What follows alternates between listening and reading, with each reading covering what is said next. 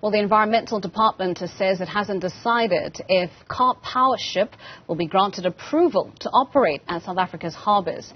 This as the NGOs say they'll dispute the granting of permission by the Transport Department for the Turkish vessel to dock at 3 different ports. The government appears intent on getting Karpowership to fill the gap in Eskom's energy grid. Newzroom Afrika's Govan Whittles has the story.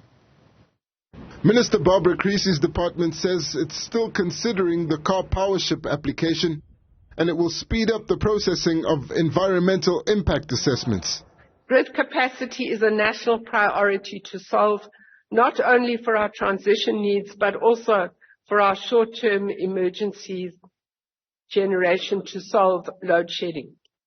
We have 15 EIA applications relating to transmission and distribution infrastructure, which we are also prioritizing for decision making. Creesy faced questions about the deal from opposition MPs and was told to cooperate with other ministers dealing with energy. I'm happy to hear that you're reducing time frames on dealing with the EIAs. But this Karpowership issue, where are we with it? Because on the one hand, you hear that we require this electricity very urgently. On the other hand, there are the environmental concerns. So where are we? We've got to come to some decision. One NGO is planning to oppose the Transport Department's latest decision to grant access to SA ports. The minister has said that they have spoken to Transnet, and Transnet is not the only role player that uses the harbours. So there's lots of role players that needs to be consulted and was excluded, in our view. And those role players need to be consulted and consulted meaningfully. While others are planning to protest. We are going to oppose it. We're going to protest. We're bringing people out in mass.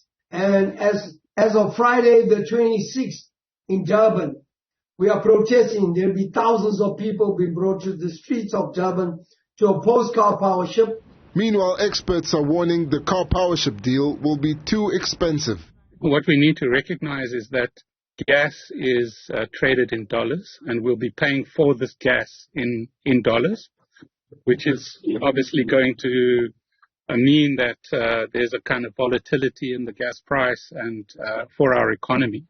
While the NGOs ready their court papers, Barbara Creesy is likely to decide the fate of the Karpowership deal within the next few weeks. For Newzroom Afrika on Channel 405, I'm Govan Whittles in Johannesburg.